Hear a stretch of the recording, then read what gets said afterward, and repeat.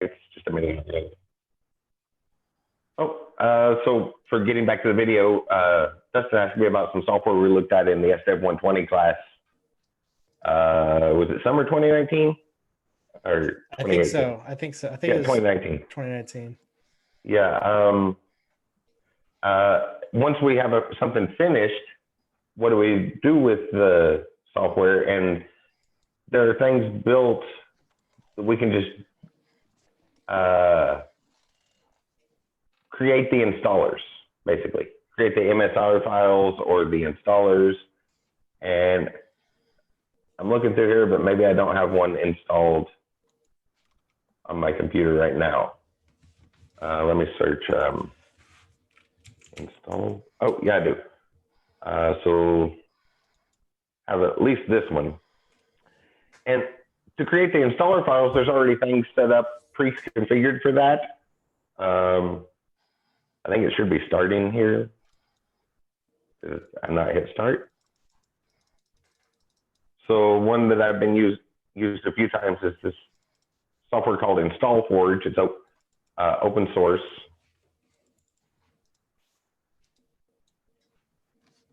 Oh, maybe I don't have it installed.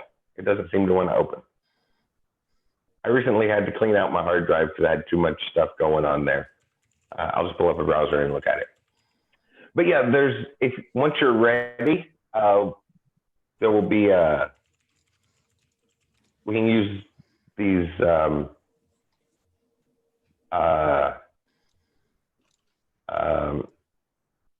installer software. I'll search for that. There's a long list of them, but everything you need is pre-configured in there.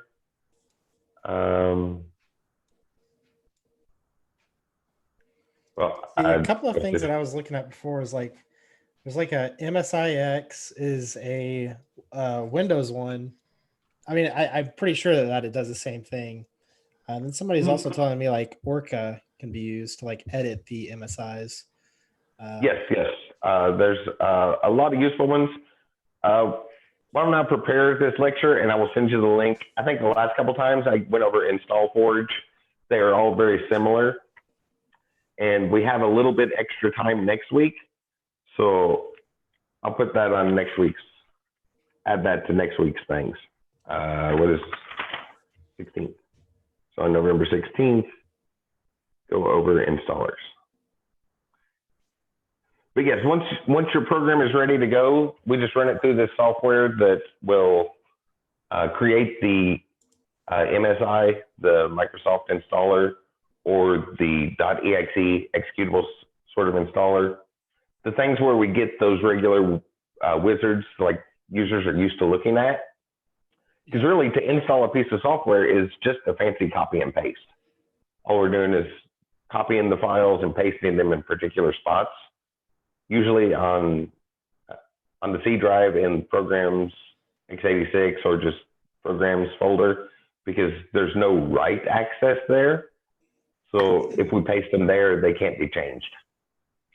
But I made a note. So why don't we do that next week? We'll actually go over how to create those installer packages once we get that done. Sounds good. All right. Yeah, I'm glad you reminded me about that, Dustin. I hadn't gone over that, and it wasn't on the list of things. And that's kind of an important part, because I try to cover that because it was never mentioned in any classes that I took. And yeah, and it's a very useful thing. And like the reason why I'm asking is because I need to do it for like my job, because I basically am wanting to get a couple of programs out that are like weird installers, and they're not really taking too well in my software deployment toolkits. So I'm like, maybe if I can like automate the some of the inputs for the installer by using like an installer package like deployer like that, then it might work out better. So if you need it for your job, do you want to go over it now? No. I'm good. I'm good. Okay. So will Monday be okay? Yeah, it'll be good. Okay. Because the one I use does the EXEX installers, and I'll this weekend I'll look for one that does MSI as well. That way you're covered on both of them. Because really it's just a fancy copy and paste. But yeah, like you just said, whenever we have to do all that manual copy and paste, it's easy to mess something up. Or, you know, if we handed a user something on a flash drive, because we can't email them an executable application file. If we handed them a flash drive, they'd be kind of confused because everybody's used to those wizards to walk through. EXE and MSI. So we'll go over that Monday. And I will send out the links on the weekly overview on Sunday of the software I picked to use. So now back to writing files. Where'd my thing go? There it is. I minimized it for some reason. And the shell here has gotten very full. I was testing something over the break too. That's why there was an error message at the end.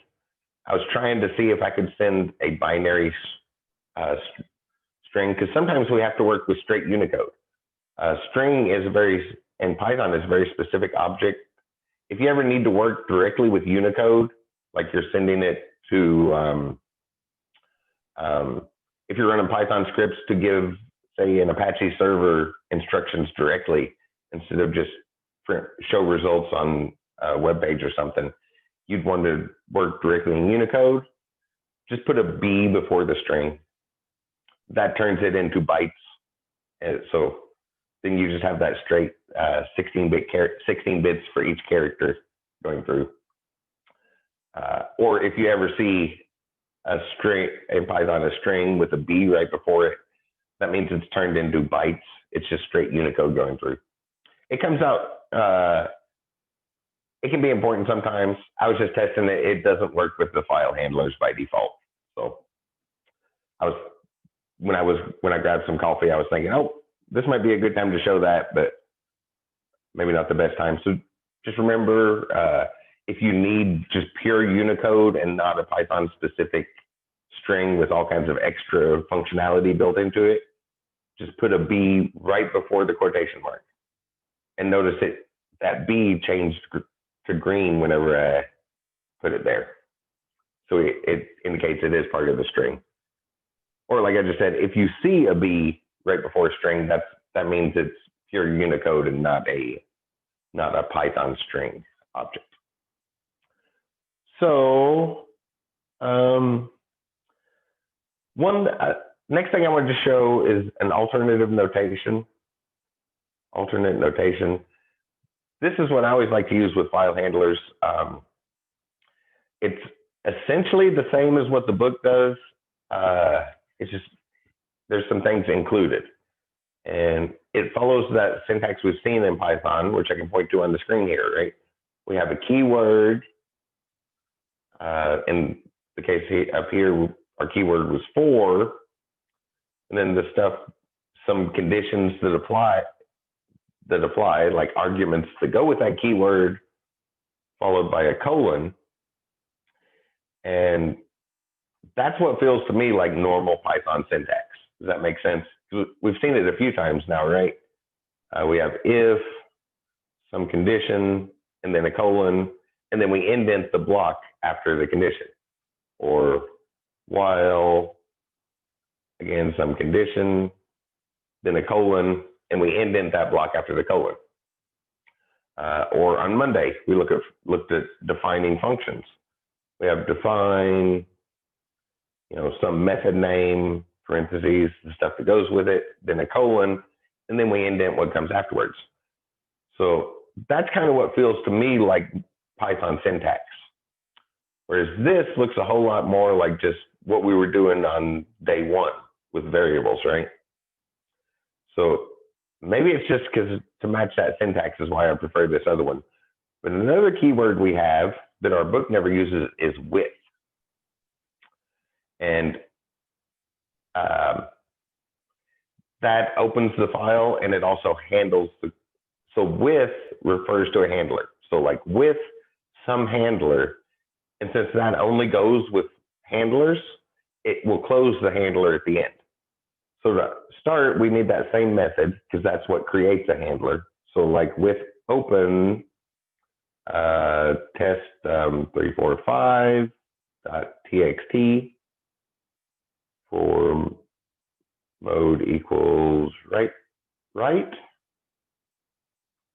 as to file. And that's just an alternative to this, but the keyword with only applies to handlers, so it also covers this line. So I guess this is one line shorter, which is fairly insignificant if we're going to write a bunch of files, right? And if we're writing a file, we often do it in a loop anyway. So it's only one line shorter, but the close is included there. So with this file handler, and we're going to call it, so the keyword as to file, then we can do some writing. To file dot write,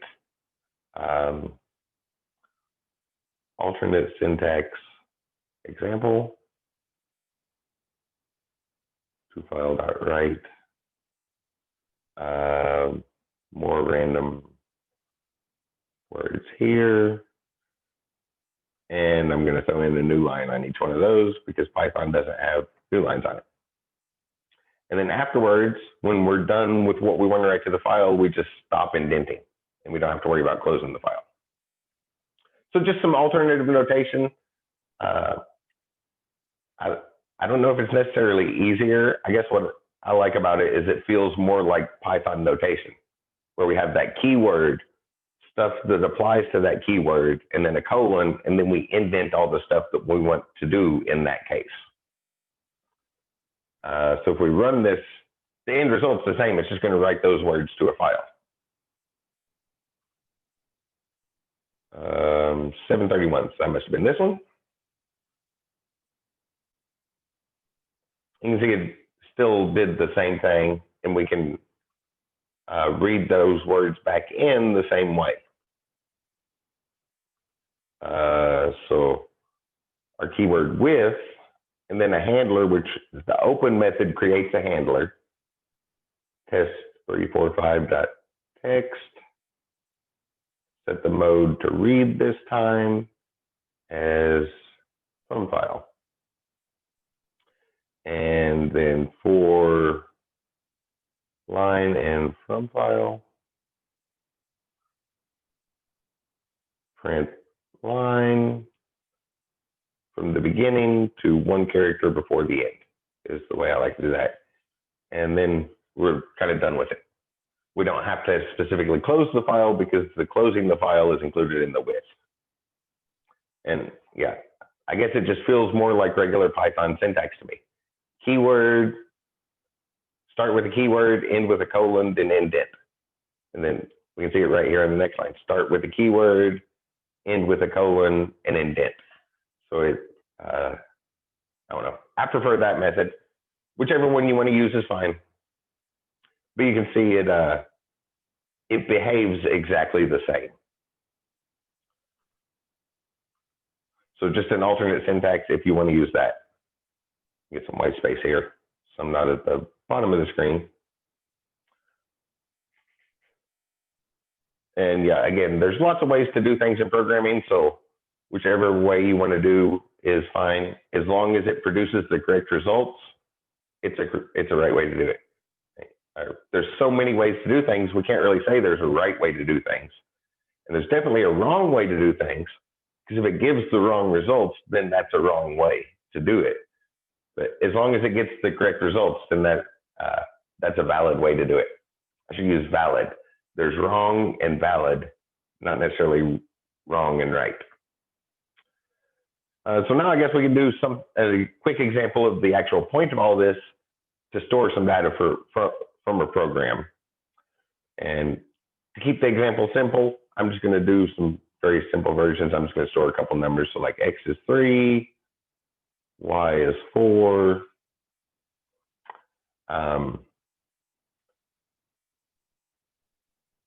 Write some function up here, function, example function.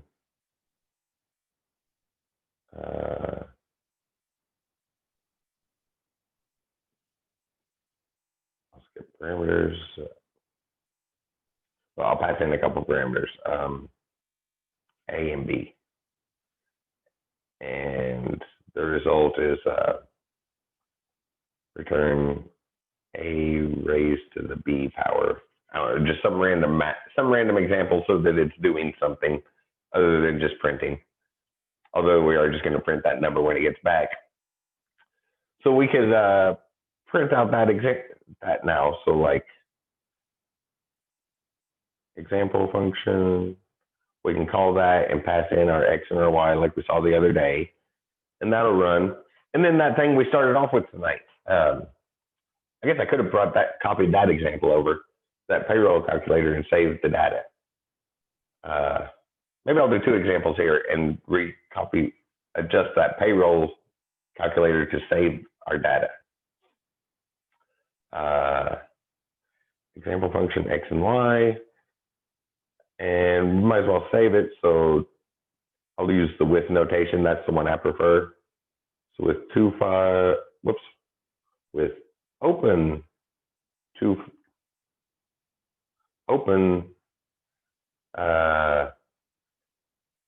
example.txt for write mode as toFile. We'll just toFile.write, write the value of X, which this is going to throw an error. I'm going to let it throw the error. toFile.write Y. And that's all we need to do. And then we'll read it back in. So with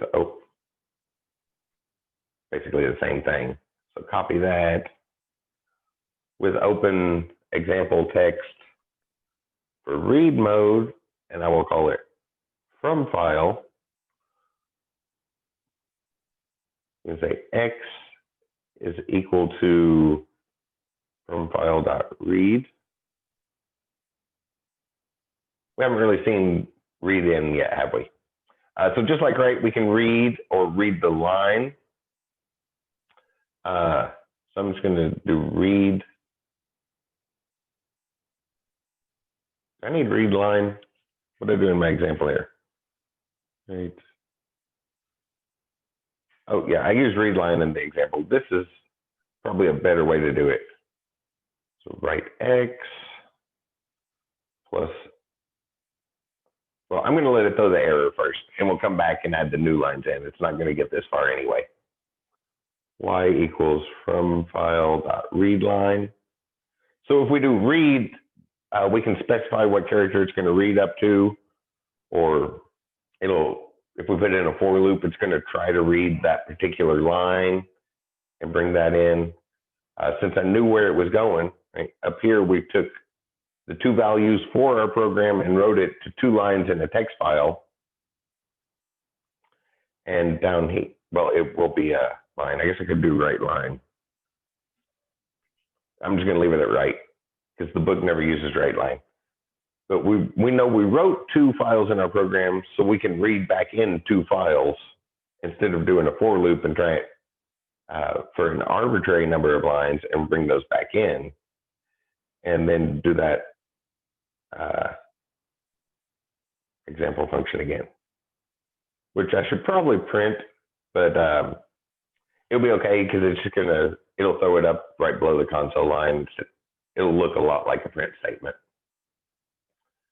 This is going to throw an error. We'll come back and fix that. But notice from right here, X is a number, right?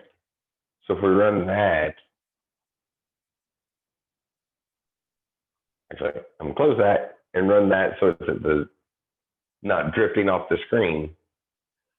We get this error message that we've seen before, right? We have a type error. We ask it to do something when we had it with the wrong type of thing. And in this particular case, we ask it to write text to a file, but we gave it an integer, not a string. So we can handle that just by casting, like we've seen before. You can just cast X into a string to put into the file, plus a new line for when we come back, plus a new line here. And does anybody see what else we might need to do?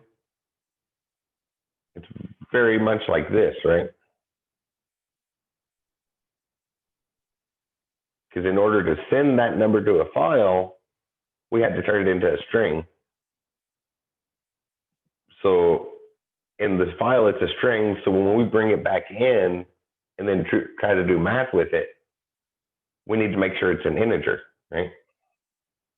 So just like we do, I've seen on inputs, the input coming in is going to be, input from a text file is going to be a string. So we want to make sure and cast that into an integer so that we can do stuff with it. Does all that make sense? Yes. Now if I run that,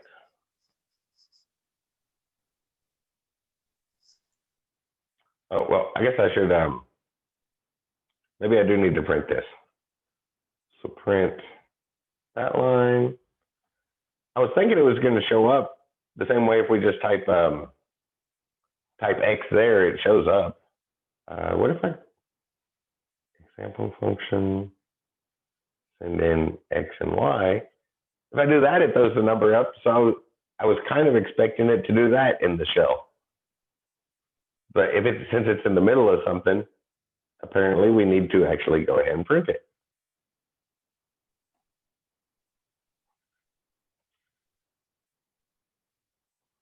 There you go. And you can see here's from before we sent it, when we created that number, we stored that data to a file, wrote that to a file, and maybe instead of X and Y, I could put it something different just to tell it's different. I'll put it G and H. So the only place that the values G and H get numbers to that we could do any math with is from the file. So save that and run it again. And we can see we get exactly the same thing as what was in X and Y, which is the data we stored to the file. Which I guess was kind of the main point of this, right? So 742. Whoops. Did not mean to click that. So we could adjust that example from earlier if I didn't delete it. Oh, that'll work. Edit with idle. I'm closing the shell because that filled up very, very quickly. So we saw a problem here with those with that name thing, right? We were having to type that person's name in every single time. So maybe we could get hold on, I'm going to call it action and ask the user if they want to do sort of a menu thing.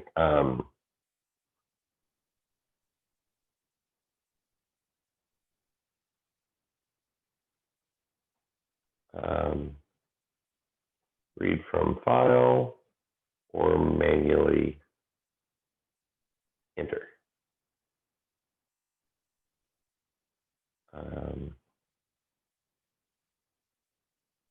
Type yes or no.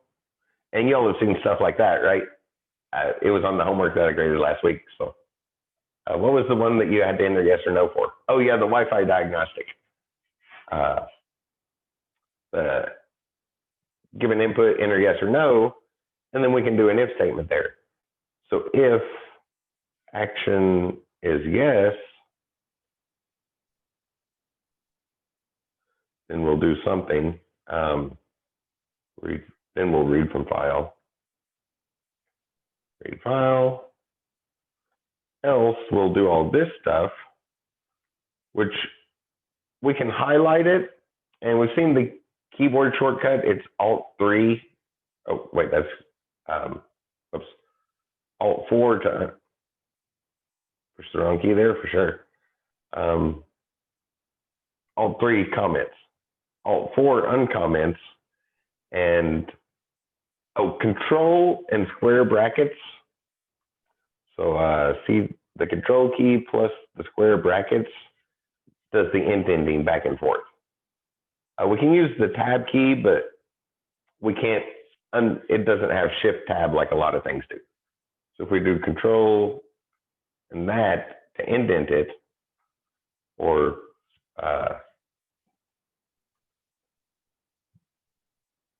this bracket goes that way, undoes the indenting, and this bracket goes that way, it indents it with the control key.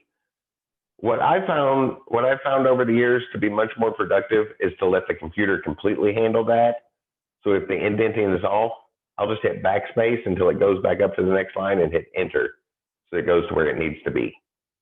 So go back to the home, backspace, enter, home, backspace, enter. Over the years, I've found that to be much more useful than trying to manually do the tabs myself. Just hit backspace and let the computer handle all of that. So, well, hours worked. That's the one thing we have to enter no matter what, right? So I'm gonna go ahead and write that file. I'll just create a new text file, new text document called employee,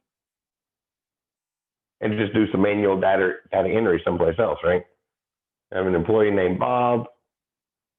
What number was I using? He made like $17.85 an hour, I think. So there's our employee data. So employee.txt. So if they say yes, read from the file, then we can open a handler. So with open employee.txt for read mode as imp, just to change up the name because I've called it the same thing so far. So the handler for employee.txt, I just called imp to abbreviate it. Then in that case, we'll say name equals imp.readline. And the computer will keep track of the line. So after it reads the line, then it knows to go to the next line. This is a little bit beyond the scope of this course, but the CPU, when we break down whenever you get to the point that you're ready to learn about a CPU and the actual process going in there, it is fetch instruction, increment a counter, execute the instruction. So increment is one of the core operations. So after it reads line 1, the computer will know it needs to write that it's on line 2 afterwards. It's one of the core parts of processing. Fetch, increment, execute. So it will we don't have to say go to line 2. After we read line 1, the computer knows it's on line 2. What's the other one? Rate of pay. Rate of pay equals imp.readline. And now name is a string, but rate of pay needs to be a floating point number. And that's just the way my mind works. I always think about what it is and then cast it afterwards. Even though if we tried to work left to right, we would hit that casting first. But my mind just doesn't work that way, so I always have to come back and do that. So that fixed that problem we used to introduce this, right? So instead of having to enter Bob's name every single week for the same payroll, do you want to read from file or manually enter? So yes, read from file. Oh, I guess that's not a yes or no question. Sorry, I could have come up with a better prompt. So now all we have to do is enter the number of hours Bob worked. Run that again, and then come the next week, we don't have to, his name hasn't changed. He still makes the same amount of money. So we don't need to change we don't need to change anything until he gets a raise. And those are usually occasional things. So when raises come in, it's no trouble to go change the database. Maybe this week he worked 28 hours. And that fixes the problem we used to introduce this, right? clears that right up because we don't have to keep entering that. We don't risk typos, and the data is safely stored somewhere. And that's a really lousy prompt, but hopefully you all got the point there. I think I must have changed my mind halfway through it, because that's definitely not a yes/no question. Maybe we could take M or R or M for the options, something like that. But any questions about reading and writing files there? Nope. It's pretty straightforward. Again, I think the with notation is easier, but it's only one line shorter, so I have trouble describing why I think that's easier. And then the other thing that I think is a lot easier than the book, what the book does. And if you want to go with what the book does, that's fine. But please remember the point behind this, that no matter what language we're in, a string is an array of characters, so we can treat it as an array, and we will see arrays next week. I think that's the easiest way to trim off that line break character. So there's those examples, and let me share my screen. And I did three more examples. Last time I taught the class was the first time I taught the course, and obviously, teaching a class requires a little bit of refinement along the way. I have to make little changes. And last time I included these in the example, and it seemed a bit much, because text files aren't the best way to store our data, right? Dustin, you're a security person. Is a human readable text file a good place for data from a security perspective? Reasonably no, but I've also heard people that they store passwords and user accounts on Google Drive for their business. So, I guess it's just interpreted however you want to, but I say no. Yes. I have had a boss tell me that make me do that. Like, go ask everybody their password, put it here on this Google Sheets, and make sure the secretary and both owners of the company have it. And it's like, yes, sir. Because that's how it goes in the work environment, right? If the boss walks up to your desk and says, do this, it's okay. Oh, and the person that said this, by the way, worked at the one of the businesses that did IT for the dams down there on the river. So imagine if somebody, hijacked those passwords. Yeah, so there's better ways. So that's that was one of the first. That's one of the most obvious ones. So under video lectures there on Ivy Learn, in the supplemental material, I put a couple other ways for reading array files. Text files aren't the there's different cases. So in place of that, for security things, one option is to create a binary file where we actually store, we don't put it in human readable form. We only put it in machine readable form. And if it's encrypted and then put it in machine readable form, it's that much harder to get to. So that'd be much better for security reasons. These other two, a CSV file. Has everybody seen CSV files? Comma separated variable. Those are the ones they open with spreadsheets by default. That would be a much better way to store this data, right? Instead of a text file, have a row where we have employee name, employee rate of pay, and then each employee gets their own little cell in a CSV file for their name and their thing, gets their own row, and we organize the data into tables. So that would be much more organized, and CSVs are still human readable.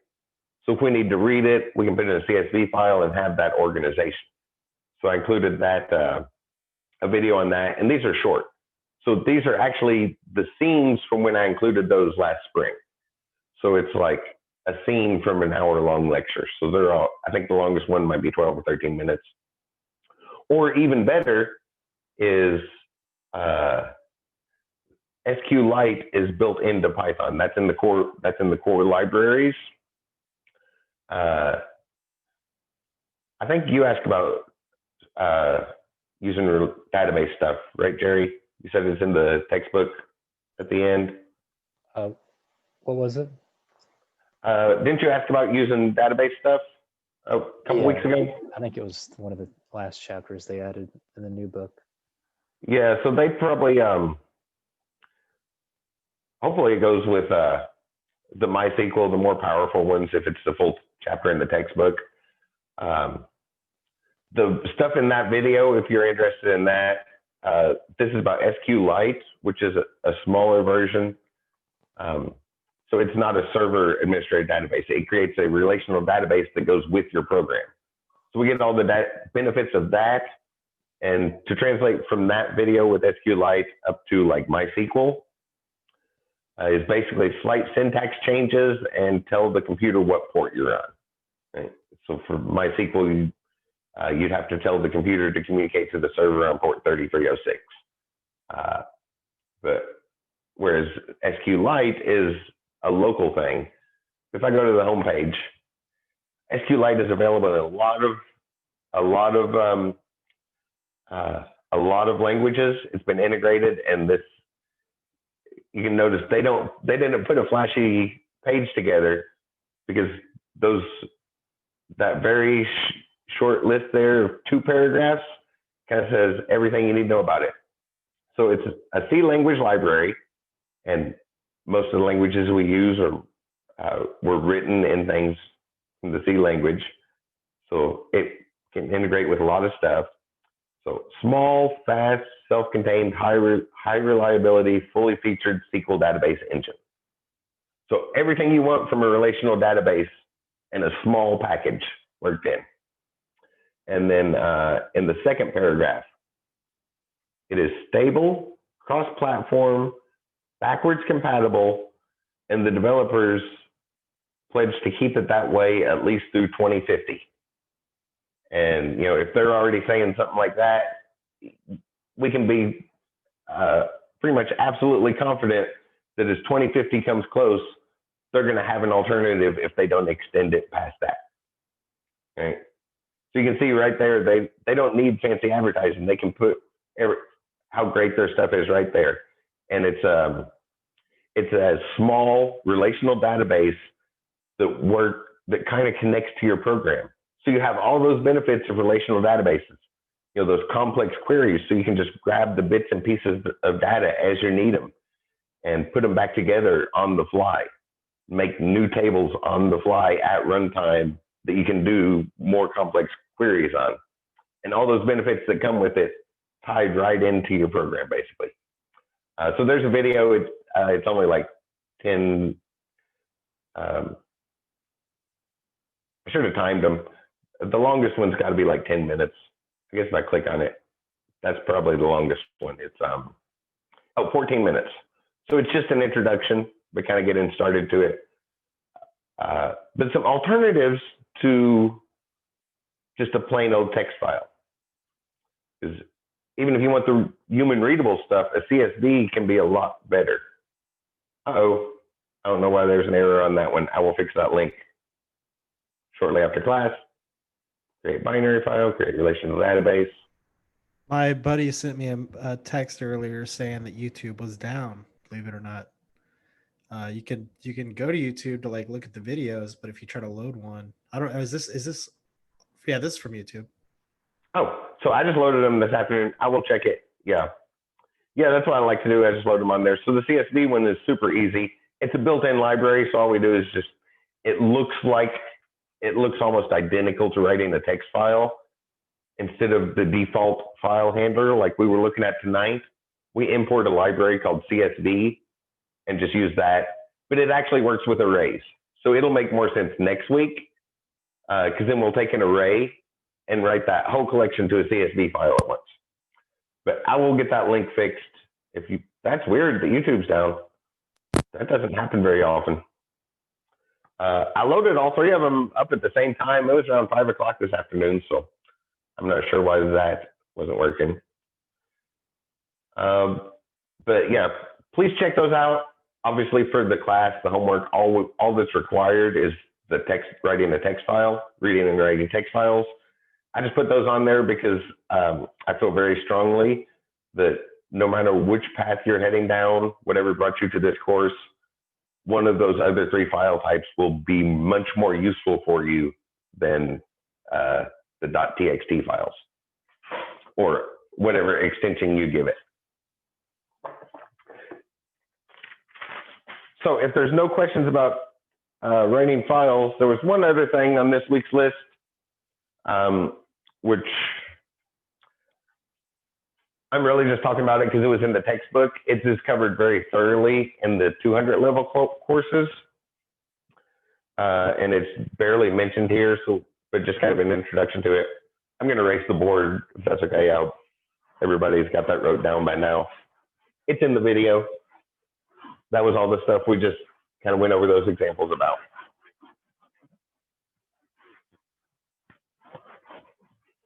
But very briefly talking about this thing because it was included in the book. And that's going to be exception handling.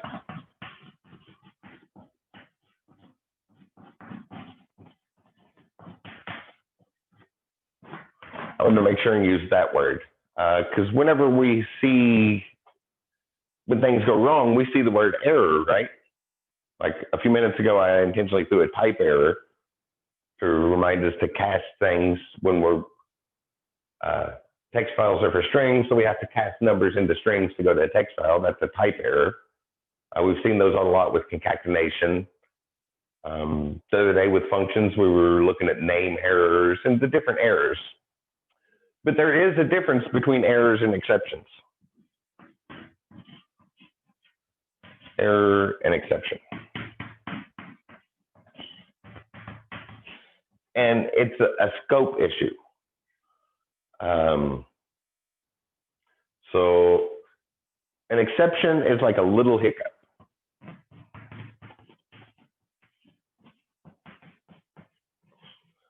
So maybe we, that employee payroll thing, for some reason, maybe that file got moved and it can't find it. So that's something we can deal with, right? We can be like, oh, we can't find that file, pop up a little dialog box for the user and say, oh, we don't see that file. Has it moved? And then give them that the browse window so they can go look for wherever that file is located. You know, just a little hiccup. It's not a big deal. An error, however, is a disaster. Like there's no recovering from a disaster. The Titanic is strong enough in American culture that we all know about the Titanic, right? So yeah. An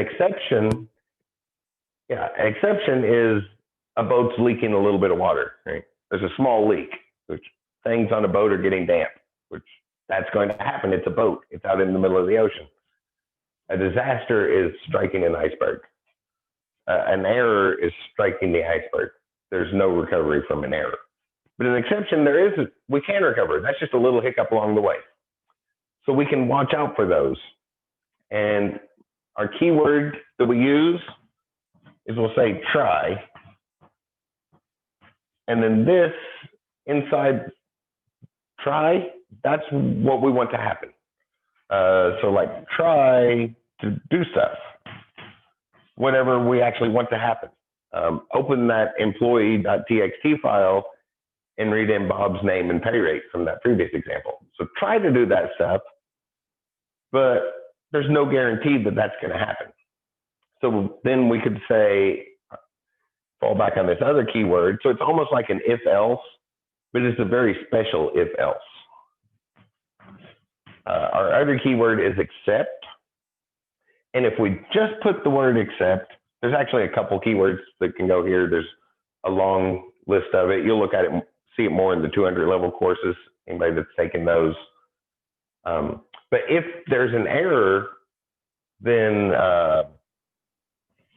we can put in other stuff to do.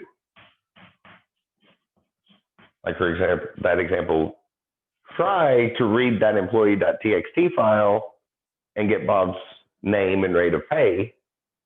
But if an error happens, then throw up a dialog box that says file not found, and throw up the browser window so the user sitting there can go navigate to the new location of the file and actually give an alternative to that original one.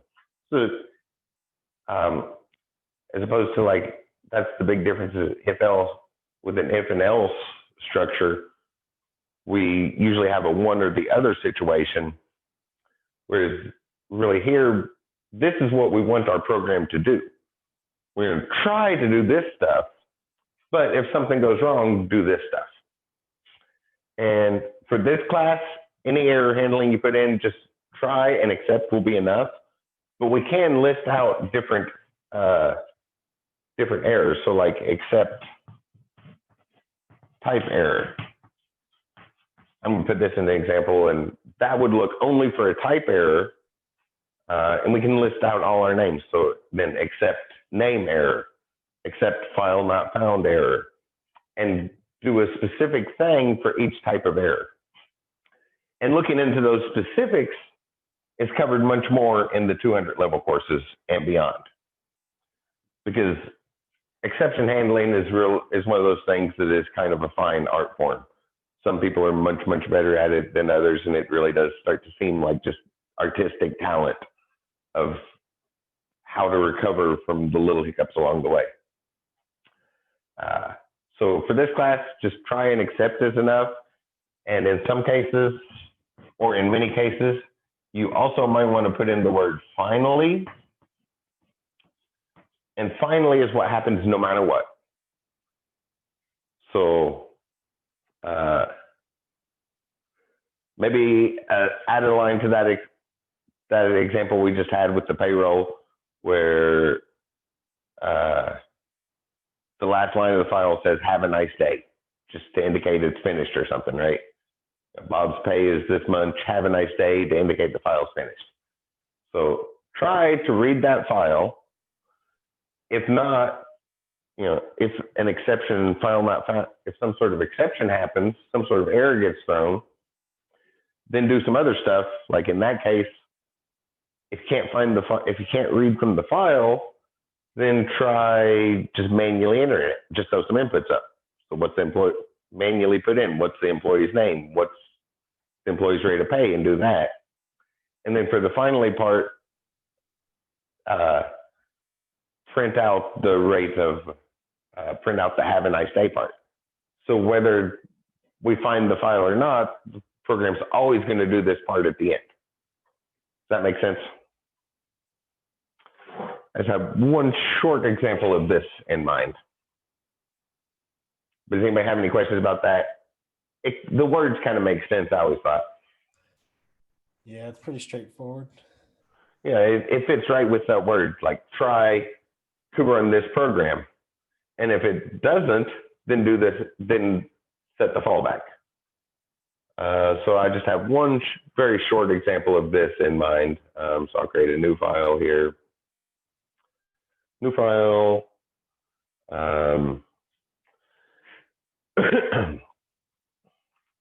Where'd my example go?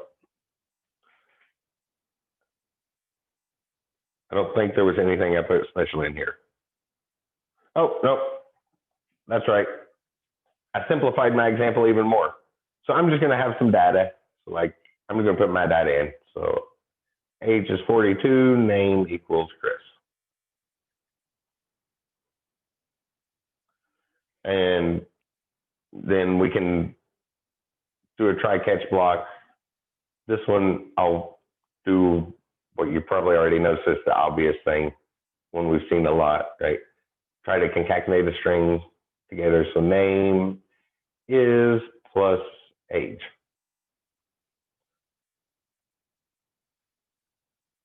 Except, I'm going to put in something specific, except type error. So we can put in a very specific type of error.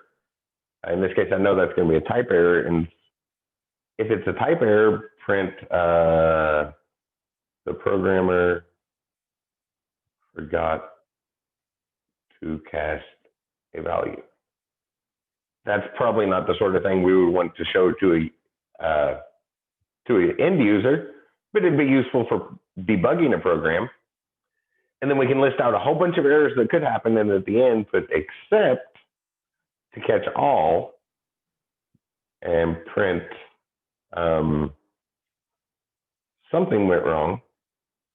Because on our catch all, we can't really tell what went wrong. All we know is that something went wrong. And finally, which is going to happen no matter what, print run finished. So nothing too complicated going on there. I'll go ahead and save this as errors or something. Does all that make sense? It's very straightforward. Which line's going to run when I hit F5 this time?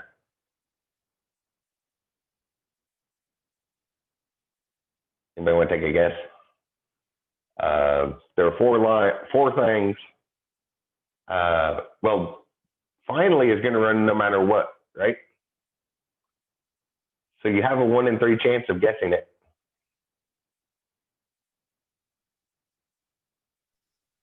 Gonna run the try, is that right? Think that one's going to run? Well, let's check.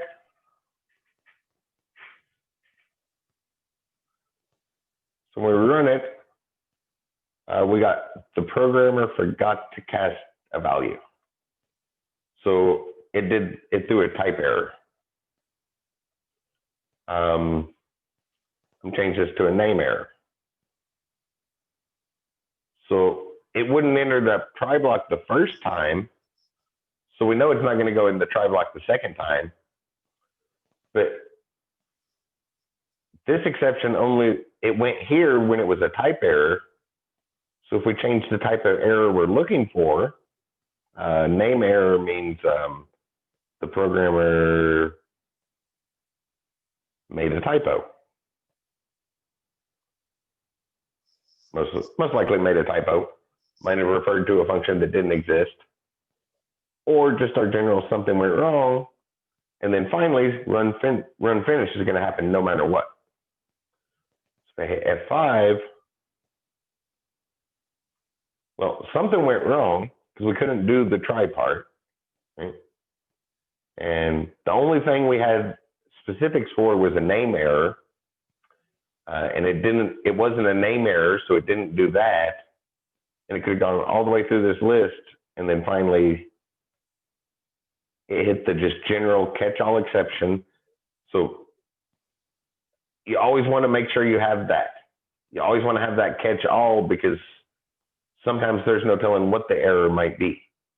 And in later classes, you'll learn that we can also define our own errors and add those to this list of exceptions to look for. So you always want to have the except block, the catch-all, to catch anything, and then finally for anything else that might run. But for the most part in this class, everything you do will be okay with just try and accept. Just the 2 parts, try to do this code and then catch an exception. And the biggest point of that is we can see this looks a whole lot better, right? Then let me copy that line, put that there. And I'll run this. So this looks a lot better than this, right? That's one of the biggest things in software development. You never want your end user to see a traceback. That's going to make somebody panic, right? We want to put together some sort of handling for that and show them a nice dialog box that looks like it belongs in our software and subtle eases its way out of things. We don't want it to just crash and throw up big red words on the screen. So that was about all I was going to cover on those. Just kind of an introduction to it at this point. For those going further, you'll see try and error handling, exception handling in much greater detail. But the general idea is it's like this no matter what language we're working on. Typically, try shows up in a lot of languages. So that's the keyword that shows up a lot of places. There's different keywords for the except part, but it's basically the same thing.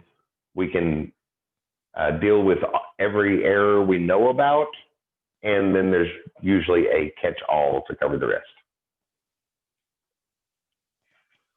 So I think that was everything I had on my list for tonight. Got that. That.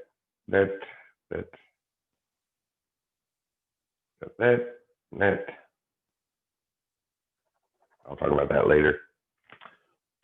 Okay, any questions? What is the notation for this week, the variable notation? Oh, I think it's all caps, isn't it? Is that all caps with this like no spaces or undercase or just all together? All capital letters with an underscore. Okay. So like instead of name, I put my underscore name. Gotcha. My underscore H. And this is usually the standard for constants. All capital letters with underscores is when we see that in somebody's code, that typically means it's a constant. I should check that because I haven't even been looking at it.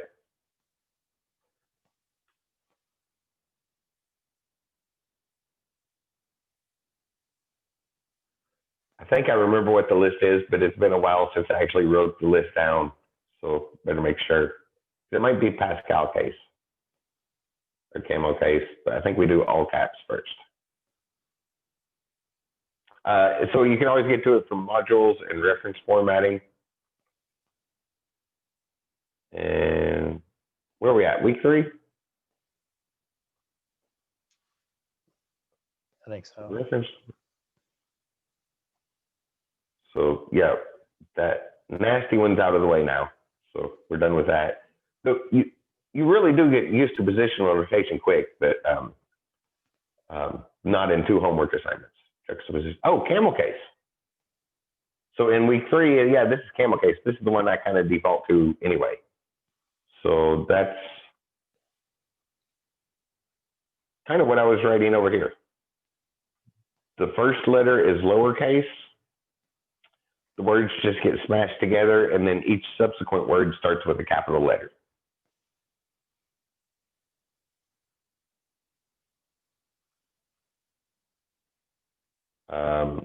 Yeah, so multiple words, just jam them together just like juxtaposition, only instead of to help the separate words stand out, every time we start a new word, go ahead and throw in a capital letter, which is, that's the case I tend to go to by default, just fall back on, like hours worked here.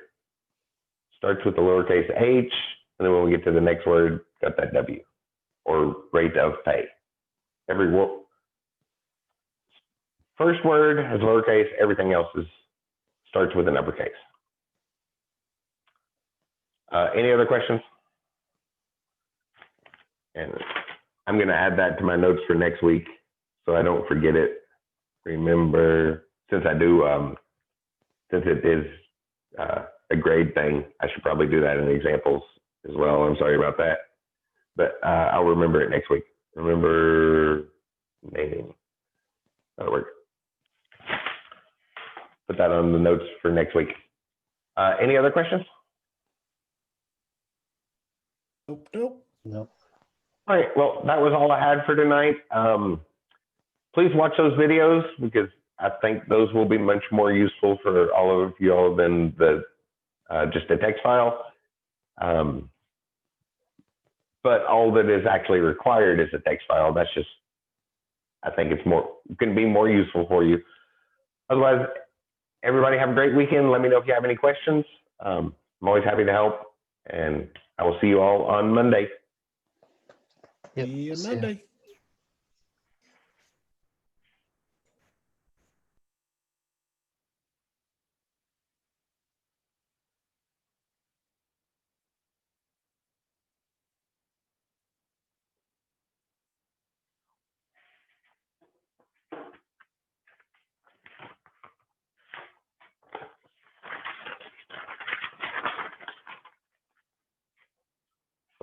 End recording.